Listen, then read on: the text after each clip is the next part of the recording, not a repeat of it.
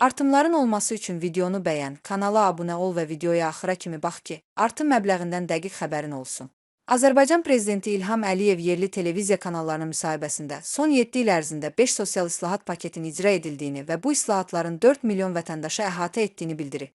Milli Məclisin deputatı Vüqar Bayramov bildirib ki, yalnız ötən il reallaşan 5-ci sosial paket 3 milyondan çox vətəndaşı əhatə etməklə ölkəmizdə sosial təminat sisteminin daha da güclənməsinə xidmət etdi. 2025-ci ildəki artımlar üçün əlavə olaraq 1,4 milyard manat ayrılıb. Bu isə o deməkdir ki, yalnız 2020-ci ildən sonra Azərbaycan Prezidentinin göstərişi ilə reallaşan paketlərə 7,6 milyard manat əlavə vəsait yönəldilib.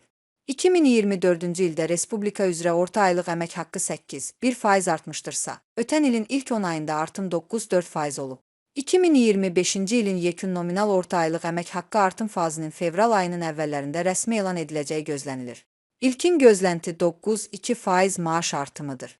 Bu isə o deməkdir ki, bu aydan etibarən bütün növ pensiyaların indeksləşdirilərək artırılması baş verəcək. 9,2% artırılacağı gözlənilən pensiya artımları 1 milyon 100 mindən çox vətəndaşımıza şamil olunaraq yanvar ayından hesablanacaq. Bu, bütün növ əmək pensiyalarına, o cümlədən yaşa görə, əlilliyə görə və ailə başçısını itirməyə görə əmək pensiyaları alan bütün vətəndaşlarımıza şamil olunacaq.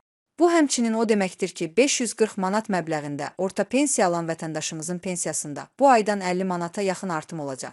Yanvar ayının artımı fevral ayının artımı ilə birlikdə ödəniləcək.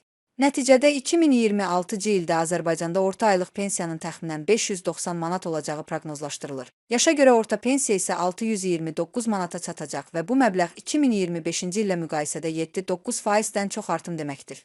Deputatın sözlərinə görə, 2026-cı ilin dövlət büdcəsindən sosial istiqamətə 17,1 milyard manat vəsaitin ayrılması nəzərdə tutulur. Bu il büdcə xərclərinin 41%-dən çoxu sosial istiqamətə yönələcək. Bu, 2026-cı ildə də sosial təminatın güclənməsinin əsas prioritetlərdən olacağından xəbər verir.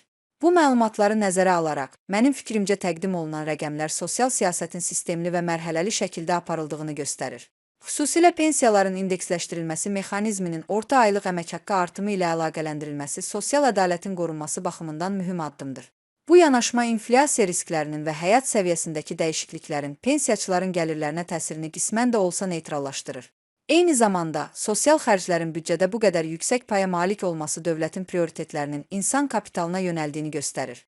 Bununla belə, gələcək dövrdə sosial islahatların təkcə məbləğ artımı ilə deyil, həm də ünvanlılıq və effektivlik baxımından təkmilləşdirilməsi vacibdir. 2025-ci ildən etibarən pensiyaların indeksləşdirilərək artırılması gözlənilir. İlkin hesablamalara əsasən, pensiya artımı təxminən 9,2% təşkil edəcək. Artımlar bütün növ əmək pensiyalarına, o cümlədən yaşa görə, əlilliyə görə və ailə başçısını itirməyə görə pensiyalara şamil olunacaq və yanvar ayından hesablanacaq. Artımdan sonra pensiya məbləğləri belə formalaşacaq. Hazırda 500 manat əmək pensiyası alan vətəndaşın pensiyası artımdan sonra təxminən 546 manata yüksələcək. Bu isə 46 manat artım deməkdir. Hazırda 540 manat pensiya alan vətəndaşın pensiyası təxminən 590 manat olacaq. Artım məbləği 50 manata yaxın təşkil edəcək. Əlilliyə görə əmək pensiyası alan və hazırda 450 manat alan şəxsin pensiyası artımdan sonra təxminən 491 manata çatacaq. Bu kateqoriya üzrə artım 41 manat olacaq. Hazırda 600 manat əlilliyə görə pensiya alan vətəndaşın aylıq pensiyası təxminən 655 manat olacaq ki, bu da 55 manat artım deməkdir. Qeyd edək ki, pensiya artımları fevral ayında yanvar ayı ilə birlikdə ödəniləcək. Dəqiq artım faizi və yekun rəqəmlərin rəsmi açıqlamadan sonra elan ediləcəyi bildirilir.